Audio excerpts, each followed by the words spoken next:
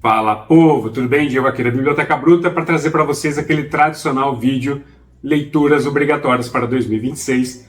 Tenho aqui os meus 12 livros escolhidos. Aqui no meio a gente vai ter um faroeste, um thriller policial, 2 fantasias, 2 ficções científicas, 3 misturas de ficção científica com fantasia, sendo que uma delas é lançamento para 2026, e mais 3 ficções históricas, tá certo? Vamos conhecer tudo isso após a abertura.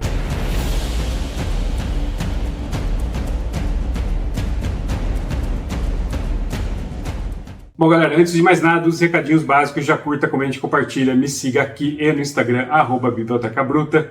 Se for fazer alguma compra na Amazon, algum desses livros te interessar, compre através do link aí na descrição. Também não deixe de seguir os canais parceiros, o Arsenal Books, o Reeves Lorenzoni e o Rodrigão 1002, tá certo? Tem live nesse dia 18, quinta-feira, às 20 horas, lá no canal do Arsenal Books. Live de Natal, live de despedida de 2025. Estarei lá, espero ver vocês também, tá certo? Bora pro vídeo. Olha, eu até pensei em fazer esse vídeo aqui muito maior, tá? Falei, além das 12 leituras obrigatórias, vou falar também aquelas leituras de leitura coletiva que eu vou participar, por exemplo. Aquelas leituras temáticas, né? Mês de horror e tudo mais, que não tá aqui, a leitura obrigatória. Queria incluir aqui também aquelas leituras por conta de adaptações, né? Livro que vai virar filme, que vai virar série, então quero fazer essa leitura antes de assistir essas coisas. Pensei em colocar tudo aqui, mas eu falei, puta, esse vídeo vai ficar longo, eu só tenho feito vídeo longo, tô cansado, dá um trabalhão para editar, falei, então vou fazer 2 vídeos, um de leituras obrigatórias, logo eu trago para vocês outras leituras para 2026, menos obrigatórias, né? Também vou falar das séries que estão em aberto, em andamento, e como eu penso em lê-las, como eu penso em organizar essas leituras para o ano que vem, tá certo?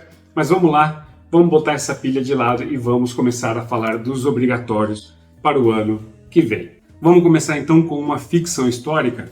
Vamos começar com Mundo Sem Fim, do Ken Follett. Rapaz, teremos Ken Follett em 2026 aqui no canal. E esse daqui é o segundo livro da pentalogia Kingsbridge. É o segundo em ordem de lançamento, mas é o terceiro em ordem cronológica, tá? Mais pra frente, depois que ele já tinha lançado, acho que o terceiro ou quarto livro da pentalogia, ele resolveu lançar um que se passava antes do primeiro. O primeiro livro, Os Pilares da Terra, esse catatauzão aqui que eu li em 2024. Infelizmente era uma época que eu não pegava muito firme ainda no canal, e por isso ficou sem resenha por aqui, tá? Mas livro maravilhoso. Se eu tivesse feito uma lista de melhores do ano, provavelmente teria ficado em primeiro ou segundo. Maravilhoso, leia o Ken Follett, tá certo? Mas sobre o que vai falar então Mundo Sem Fim? Bom, a sinopse desse livro aqui, ela é bem curtinha. Nós já estamos aqui 200 anos após o evento desses livros aqui, né, do Pilares da Terra, mas nós estamos ainda em Kingsbridge, na Inglaterra, e nós vamos acompanhar 4 crianças que vão testemunhar o assassinato brutal de 2 homens. Elas não entendem o que aconteceu, por que aconteceu, quem eram aquelas pessoas, mas elas prometem ficar de bico calado e nunca comentarem sobre o assunto para não sobrar nenhum perigo para elas. Volta a história, elas já estão adultas, enfrentando aí fome, guerra, doenças, entre elas a peste negra, e esse assunto do passado, esse assassinato que elas prometeram nunca falar sobre, vai voltar a assombrá-las, tá? E os caminhos delas vão voltar a se entrelaçar. Sinopse muito simples, mas quem já leu Ken Follett, quem já leu Pilares da Terra, sabe que não há nada de simples nos roteiros, nas tramas, nas reviravoltas, nos ataques de ansiedade que Ken Follett causa em quem lê seus livros, tá? Principalmente esses daqui, da pentalogia Kingsbridge. Olha só, o livro tem aqui uns mapinhas, ó. Aqui o mapa de Kingsbridge e aqui o mapa do Priorado de Kingsbridge. E a diagramação, aquela coisa, né? Muros e muros de texto, letrinha pequenininha, em suas mais de 1000 páginas no total nesses 2 volumes aqui, tá? Enfim, tá aqui a sequência de Pilares da Terra de Ken Follett, o primeiro das 3 ficções históricas que teremos aqui no canal. Bora para mais um livro, desta vez aqui uma ficção científica / fantasia. Já ficou na minha estante do lado das fantasias, hoje está na minha estante junto com as ficções científicas. Tem gente que fala que é mais um, que é mais outro, mas enfim, estou falando da obra de Percy Brown, Fúria Vermelha, que inicia uma trilogia chamada Red Rising. Então aqui, galera, nós vamos ter um futuro onde a humanidade já dominou Marte, né? A humanidade está vivendo debaixo da Terra e está vivendo num sistema de castas. E essas castas acabam sendo definidas por suas cores, né? Então os dourados são a casta superior, tem diversas outras castas ali no meio, até que nós chegamos na casta mais baixa dessa sociedade, que são os vermelhos, que é onde o nosso personagem principal, o Daryl, se encontra, tá? O Daryl, ele comprou a história de que para conseguirmos tornar Marte habitável, a gente precisa cavar túneis, precisa trabalhar, precisa se esforçar, e o Daryl está fazendo justamente isso, está lá cavando seus túneis, pensando no bem das próximas gerações, pensando em como deve ser ver um raio de sol. Até que a tragédia vai acontecer e o Marla vai começar a se envolver com um grupo de revolucionários que querem acabar com todo esse sistema de castas. Não só isso, o Marla vai descobrir aí segredos de que muito provavelmente tudo que ele ouve, tudo que as suas castas e outras castas mais baixas ouvem sobre a superfície é uma mentira e essa superfície já está sim habitável. Então ele vai se juntar a esse grupo de revolucionários para tentar, logicamente, fazer uma revolução, mas para isso ele vai se infiltrar na casta superior, classe dos dourados. Mas será que quando ele começar ali absorver o que há de bom na vida do meio dessa classe, será que ele vai se importar com quem ficou lá atrás ainda? Será que se viver ali no meio deles não vai mudar o Daryl também, né? E aí, qual vai ser o resultado desta história? Olha só, nós temos aqui então um mapinha lá de Marte, certo? E essa é a diagramação do livro. Tá até que tranquilo. Tá aí então, Fúria Vermelha, que é uma trilogia. Os volumes 2 e 3 estão aqui, ó. Filho Dourado. E o volume 3 é Estrela da Manhã. Tá certo? Bora pro próximo. Nosso próximo livro é uma ficção científica clássica de um dos grandes do gênero. Estou falando de Encontro com Rama, de Arthur C. Clarke. Aqui nós vamos ter uma história que começa com um meteorito entrando aqui no sistema solar, um meteorito gigantesco, e a humanidade está amedrontada. Por quê? 50 anos antes, um outro meteorito atingiu a Europa, causando sérias destruições, coisas muito graves, e a humanidade a partir disso começou a ficar chocada com essa história. Caramba, né? O fim pode chegar, pode estar próximo no piscar de olhos. Então a humanidade começa a se preparar para sempre lidar com esses perigos e começa a fazer diversos projetos nesse sentido, até que, no presente, onde essa história que se passa, chega esse meteorito gigantesco de proporções assim inimagináveis, que se atingir a Terra, vai acabar com a Terra, vai acabar com a vida, né, no planeta como a gente conhece. Então, preparativos são feitos, uma missão é realizada e chegando lá, eles descobrem que esse meteorito, na verdade, é uma construção. Mas quem a construiu?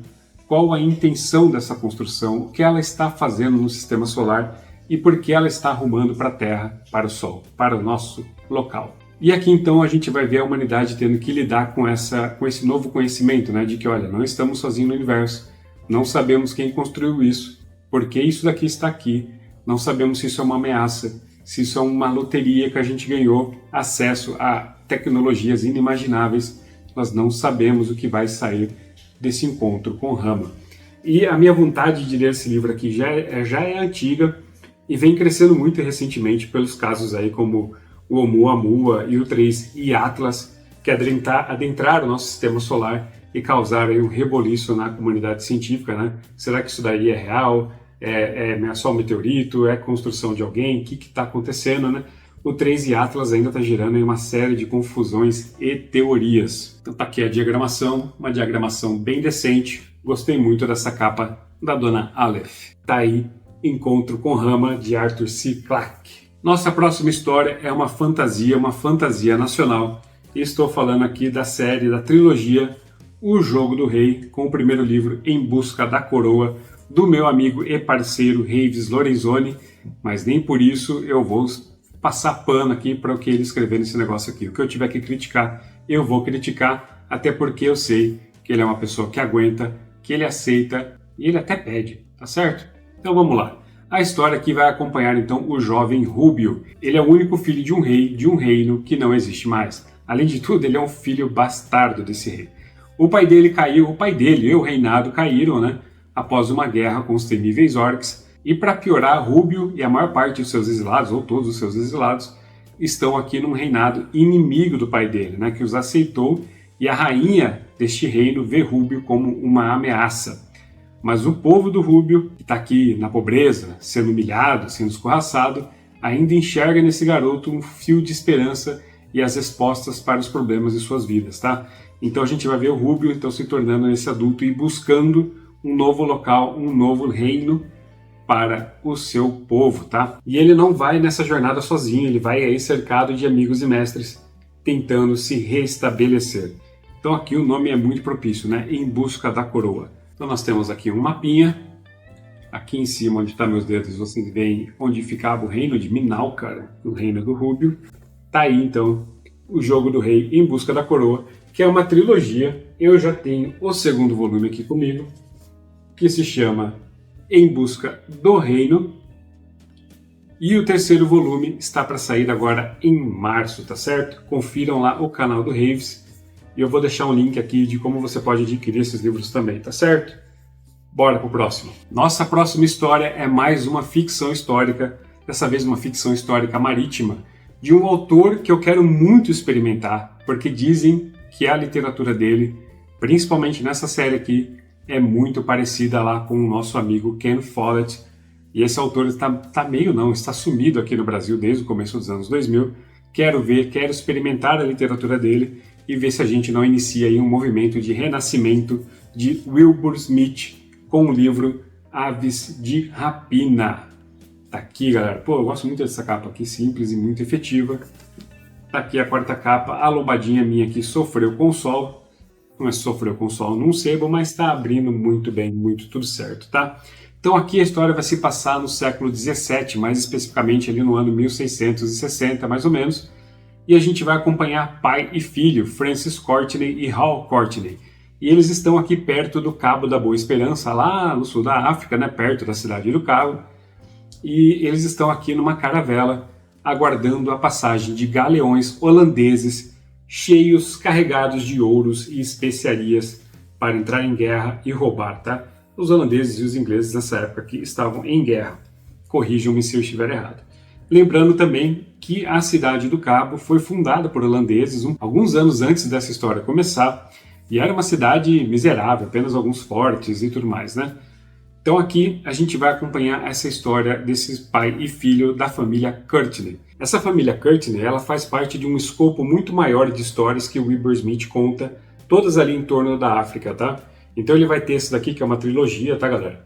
Uma trilogia marítima dele aí, mas os livros são independentes, tanto é que o segundo livro vai se passar, acho que 30 anos depois desse daqui. Já vai ser com o Hall, que aqui é filho, lá ele já vai ser pai com 3 filhos, tá? Indo para mais uma aventura. Então dá para ler isso daqui independentemente. E todas essas histórias da família Courtney, como disse, vão se passar ali em torno da África, algumas pelo mar. A maioria delas vai se passar em aventuras no continente africano em si. E a gente vai ter diversas histórias com isso daí, tá? Essa daqui, na cronologia da família Courtney, seria exatamente o 9º livro. Mas é o primeiro dessa trilogia. E é uma das histórias mais recentes do autor, dá para pegar ela e ler a qualquer momento, tá certo? Então aqui a gente vai ter uma história de aventura, uma história de família, uma história de crescimento, né, de jovem para adulto. Nós vamos ter uma história de traição, de guerras, de batalhas, de sangue, de saques, de vingança, principalmente também por alguns acontecimentos que vão acontecer. Acontecimentos que vão acontecer é ótimo, né, porque é lógico que alguns acontecimentos acontecem. Os próximos livros se chamam Monção e Horizonte Azul. Então, fáceis aí de você achar em sebo, tá? Mais ou menos R$20 cada uma.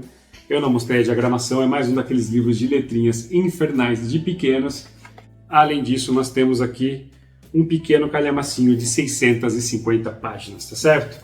Tá, então, Aves de Rapina. Nosso próximo livro é o único livro que eu não tenho ainda, porque ele vai lançar em 2026, tá, galera? É uma série nova que a Aleph acabou de anunciar que vai trazer. Estamos falando de Império do Silêncio, do Christopher Ruocchio. Então, pelo menos o primeiro dos 7 livros chega já em 2026. E aqui nós vamos ter a história de Adrian Marlowe. Nós estamos num futuro muito distante, onde a humanidade já conquistou as estrelas e está espalhada aí por boa parte da galáxia. E a humanidade ela é uma monarquia que funciona aí basicamente como grandes feudos, mas todos respondem ao mesmo rei. E o Mardo, então, ele vai ser o responsável. E essa humanidade está em guerra com uma raça alienígena, canibal, selvagem e tudo mais. E o Adrian, ele é um nobre, mas ele foi exilado, virou escravo, mas de repente ele vai se envolver com essa grande guerra que está acontecendo, essa grande guerra interplanetária. E para muitos ele vai se envolver até o ponto que ele vai encerrar essa guerra. Isso a gente já sabe desde o começo do livro. E para muitos ele vai ser um herói. Pô, ele encerrou a guerra.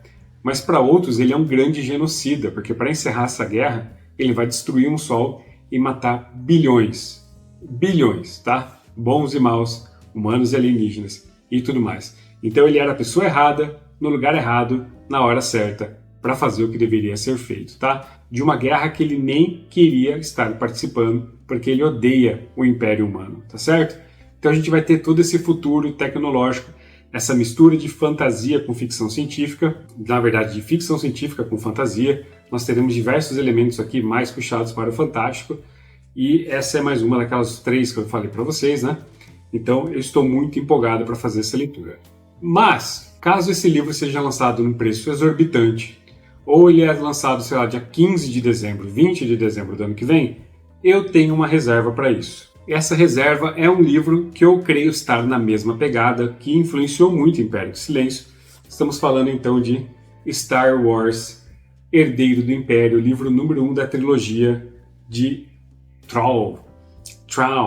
Este livro aqui, galera, é um dos selos Legends, né?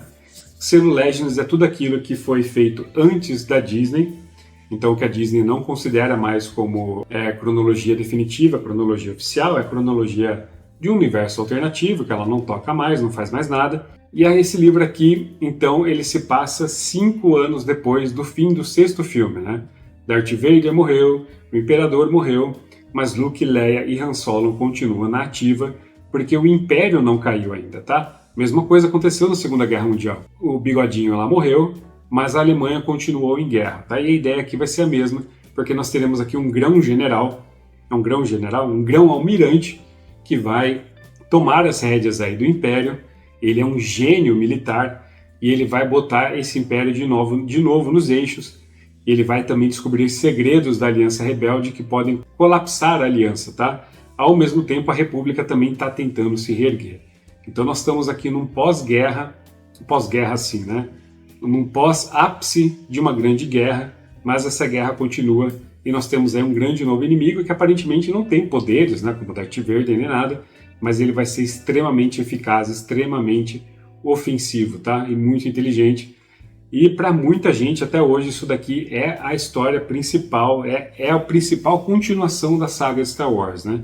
Mas a Disney enterrou tudo isso daqui com o lançamento do 7º filme com a Rey. Então aqui começa o capítulo 1, já com uma navezinha aqui no espaço. Belíssimo trabalho. A Aleph estava fazendo um excelente trabalho, pelo menos assim, gráfico, né? Com essas obras de Star Wars aqui, que hoje em dia estão na mão da Universo Geek, que já me respondeu uma vez que não tem mais plano nenhum de lançar o selo Legends aqui no Brasil, que é onde estão as grandes histórias clássicas de Star Wars, tá? O Herdeiro do Império, que é uma trilogia, que eu também esqueci de pegar os outros, espera aí. Que o 2º volume é aqui, então, Ascensão da Força, e o 3º volume é O Último Comando, tá certo? Não que eu saiba, foi republicado isso daqui recentemente, alguns anos atrás pelo Universo Geek. Não sei se ainda há tiragem suficiente para isso daqui, tá? Então, galera, lembrando, Star Wars é um reserva para o caso de Império de Silêncio vir aí com alguma problemática, como eu falei, preço muito caro ou muito tarde no ano, tá? Mas vou deixar ele aqui representando o livro. Bora pro próximo. Nosso próximo livro, eu vou trazer aqui 3, mas é um só, tá? Porque é o meu western do ano. O western é um gênero, western, não faroeste, é um gênero que eu quero ajudar a divulgar aqui mais no BookTok. Um gênero meio morto, meio não, né? Morto e esquecido aqui no Brasil, mas que até algumas décadas atrás tinham bastante publicações, tá? Nos quadrinhos, o faroeste continua muito, mas muito vivo. Tem diversas publicações acontecendo, tem Gitex, Blueberry, Undertaker, Balser, que mais? Até O Último Homem, Deadwood Dick, Go West, Young Man, Índias, tem coisa pra caramba de faroeste, tá? Nos quadrinhos, mas nos livros, nós estamos aí numa situação, como diz a Feltrin, pericletante. Estamos numa situação complicada. E aqui tem essa coleçãozinha que a Roku lançava, olha só. Acho que lançou no começo dos anos 2000 isso daqui. Não tem data aqui, eu acho. Isso, no começo dos anos 2000 mesmo. Esse primeiro aqui, por exemplo, de 2004. Eu não sei, eu até mesmo não sei ao certo quantas edições ela lançou exatamente dessa coleção. Explicando. São coleções de livros do Elmore Leonard, só livros de faroeste. Tenho aqui O Último Post do Rio Sabre. Excelente nome. Barrinha azul. Temos aqui também 40 chibatadas, menos uma. Tá aí. Cara, nomes de faroeste, seja filme, seja livro, são sempre espetaculares. Tem essa aqui também chamada Hombre. Em casa, perdido em alguma dessas caixas aqui, eu tenho também A Fuga de 5 Sombras, alguma coisa nesse sentido. E tem mais alguns chegando aqui nesse mês de dezembro, tá? Eu acho que saíram 8 a 10 volumes disso daqui. Se eu encontrar a informação correta, eu deixo aí para vocês. Eu sei que ainda falta a Lei de Rondado, falta Valdez Vem Aí, e tem mais alguns também, tá? Então, como são livretinhos, ó, esse primeiro aqui, o Hombre, tem 160 páginas, 170. Esses outros dois aqui tem um pouquinho mais de 200. Capaz até de, quando eu pegar para ler, eu ler uns dois, tá? Sinopses breves aqui atrás, ó. Hombre vai tratar de... Ao tomar parte de uma diligência com mais 6 viajantes, John Russell talvez não imaginasse que aquela poderia ser a sua última jornada. Ele teria de provar definitivamente a bravura e a sabedoria que só os anos vividos entre os Apaches poderiam lhe conceder. Já aqui em O Último Posto do Rio Sabre, um veterano da Guerra Civil volta para casa e encontra um soldado do exército Yankee morando em suas terras. Não bastasse, outro inimigo aguarda a vez para atacar. E por fim, em 40 chibatadas menos uma, 2 prisioneiros procuram uma saída de um hediondo buraco de ódio e sofrimento. Acabam encontrando-a em uma enlouquecida e violenta disputa. Gosto bastante dessas capas aqui, são simples, que a Roku felizmente não conseguiu estragar, tá? Ó, aqui tem outros livrinhos dessa coleção, que interessante. Tem ainda Na Mira da Arma, Os Caçadores de Recompensas, Valdez Vem Aí, que eu falei, A Lei de Rondado e... aqui tá isso. Deixa eu ver se aqui tem mais. O Último Posto do Rio Sabre foi o que eu digo sobre. É isso aí. Eu acho que é mais ou menos isso, tá? Não sei se tem mais alguma faltando. Que eu quero muito voltar a divulgar, a ajudar a crescer aqui no Brasil. Um trabalho muito de formiguinha, assim como os policiais, os thrillers militares e tudo mais, né? Como eu falei, tem outros livros aí. Tem também os livros do Zane Grey. Tem os livros do John Jakes. E por aí vai, tá? Estou devendo uma resenha do principal livro de faroeste no mundo, que é Pra Lá do Fim do Mundo. Vai sair em janeiro, com certeza. Então, tá aí. Vou ler algum desses 3 no ano que vem, muito provavelmente o Hombre, talvez até mesmo 2, tá certo? Bora pro próximo. Nosso próximo livro é o único thriller policial dessa lista, um livro da coleção negra, o primeiro livro desse autor que eu vou ler. Estou falando de A Lei do Cão, do Don Winslow. Como eu disse aqui, da coleção negra. São aqui 600 e poucas páginas, 670 páginas. Eu não falei a quantidade de páginas todas, mas eu deixo aí na tela.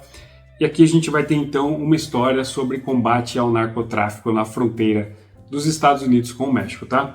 Don Winslow passou aí 6, 7 anos pesquisando esse assunto, viajou para diversos locais, tanto dentro dos Estados Unidos, no México, na Colômbia, e pegou diversos relatos reais, e todos esses relatos de fatos reais ele colocou aqui dentro desse livro, ele transformou em história. Então vai ter muita coisa aqui que foram baseados em fatos reais, coisas brutais e impactantes, tá, galera? E aqui em A Lei do Cão a gente vai acompanhar então o agente da DEA, que é um departamento antidrogas lá nos Estados Unidos. Ele vai estar nessa luta contra o narcotráfico. O nome dele é Art Keller. E além dele a gente também vai acompanhar alguns narcotraficantes, uma prostituta de luxo, um padre extremamente resoluto, né, e puro, incorruptível, também um matador de aluguel. E essa história vai se passar aí dos anos da década de 70 até a década de 90, tá? E no meio de tudo isso, Art Keller, ele vai começar a testemunhar muita coisa brutal, muita coisa difícil, muita mudança de poder, muita guerra entre os cartéis, muita guerra dos americanos contra os cartéis, e talvez tudo isso seja em vão. E no meio dessa realidade nua e crua, o Don Winslow também vai nos mostrar como esses cartéis agem sem piedade, como esse é um mundo sem piedade, onde ninguém pode demonstrar piedade, senão é comido por um lobo maior, né? Então tá aqui A Lei do Cão, que eu espero muito dessa leitura aqui, tá? Dizem que é o melhor livro deste autor. O livro começa com um salmo aqui, ó. Salva minha vida da espada, minha pessoa da pata do cão. Salmos 22:20. Aqui é a diagramação. Coleção negra sempre muito confortável para ler, tá? Então tá aí a Lei do Cão, de qual eu espero muita, muita coisa, hein? Bora pro próximo. Nosso próximo livro é uma ficção científica, aí talvez dos três, da grande trinca da ficção científica, que contém aí Fundação, Duna e Hyperion, de Dan Simmons. Dan Simmons, mesmo escritor do livro O Terror. Então aqui a humanidade já se espalhou pela galáxia e 7 peregrinos vão compartilhar a jornada até o planeta de Hyperion. E ali nesse planeta vive também uma criatura chamada Picanço, uma criatura bizarra, metálica, cheia de espinhos. E essa criatura, alguns a temem, outros a veneram, outros querem matá-la. E essa criatura mora numa região ali do planeta chamada as Tumbas Temporais, onde o tempo e o espaço ali são meio estranhos, parece que o tempo até está voltando para trás, tá? E nossa história então vai acompanhar esses 7 peregrinos que por algum motivo estão indo para esse planeta, 7 pessoas completamente diferentes, e nós vamos acompanhar as suas 7 histórias. Nós temos aqui um cônsul, um sacerdote, um poeta, um soldado, um acadêmico e sua bebê e um detetive, tá? Que a galáxia está prestes a entrar em uma guerra e tudo que eles vão atrás aqui do Picanço é para saber tentar resolver questões, dúvidas de sua própria vida, mas que isso tudo pode também resolver questões da humanidade, tá certo? E aí, ao longo de toda essa jornada, a gente vai ver como essas 7 histórias vão se interligar e poderão afetar esse futuro da humanidade, né? Uma história muito remanescente aqui dos contos de Canterbury, ou contos de Cantuária, né? Uma história muito antiga aí de peregrinos que vão andando e contando cada um de suas histórias particulares. Também, se eu não me engano, Noite da Taverna e por aí vai. Quero muito conhecer a literatura de Dan Simmons através de Hyperion. Vai ser mais uma das minhas leituras obrigatórias. Que, como eu falei, para muitos faz parte aí de uma trinca suprema, junto com Fundação e Duna. Hyperion, esse clássico gigantesco da ficção científica. Nosso próximo livro é uma ficção histórica drama de tribunal, olha só, hein? Estou falando aqui da trilogia de Cícero, de Robert Harris, que começa aqui com o livro Imperium. Galera, esse romance aqui então do Robert Harris, que também escreveu Conclave, que virou filme recentemente, né? Vai iniciar então quando vai ser contada a partir de um personagem chamado Tiro. Tiro, ele era um escravo de Cícero, também funcionava como secretário oficial dele, e a história vai começar quando o Tiro vai atender a porta numa noite gelada de um forasteiro, de um estranho. Esse estranho está assustadíssimo, mas ele tem informações que vão então iniciar um drama de tribunal espetacular. Passou um gatinho na minha janela. E esse trama então vai culminar na ascensão de Cícero, né? Porque Cícero, ele era um senador, mas ele também era um advogado, tá? E o Cícero é legal porque ele, por muitos, ele é chamado como o primeiro político profissional do mundo. Temos aqui então uma história cheia de traições, cheia de toma lá da cá, cheia de politicagem, cheia de táticas políticas e tudo mais que o gênero do drama, né, pede, e não só esse gênero, como histórias em Roma pedem também, né? Então tá aí a trilogia de Cícero do Robert Harris. O Robert Harris, até curioso, né? Uma vez ele falou que, após extensa pesquisa que ele fez aqui para essa trilogia, ele disse que o mundo precisava de mais políticos como Cícero e que ele enxergava na figura do Churchill um político assim que ele via mais próximo disso, né? Então bem legal essa comparação que ele fez também. Aqui tá a diagramação, me parece ok. E nós temos aqui 390 páginas. Ó, nota do autor. Muito embora Imperium seja um romance, os acontecimentos nele descritos em sua maior parte de fato ocorreram.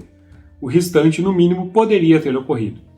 E nada, assim espero, comprovadamente não aconteceu. Que Tiro escreveu uma biografia de Cícero é um fato atestado, tanto por Plutarco quanto por Ascônio, mas esse registro se perdeu no colapso geral do Império Romano. Aí temos aqui uma carta de Tiro a Cícero, 7 de novembro do ano 50 a.C. Temos aqui um mapinha da Roma republicana, Imperium, de Robert Harris. Os outros 2 livros estão aqui, ó.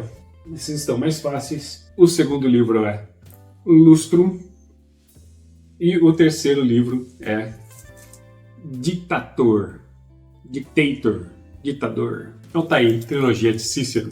Nosso próximo livro é uma fantasia que eu acho que está passando debaixo do radar de muita gente, tá todo mundo só falando daquelas coisinhas mais famosas, mas essa fantasia foi escrita por um dos maiores escritores de ficção histórica do mundo, muito comumente comparado aí com Bernard Cornwell.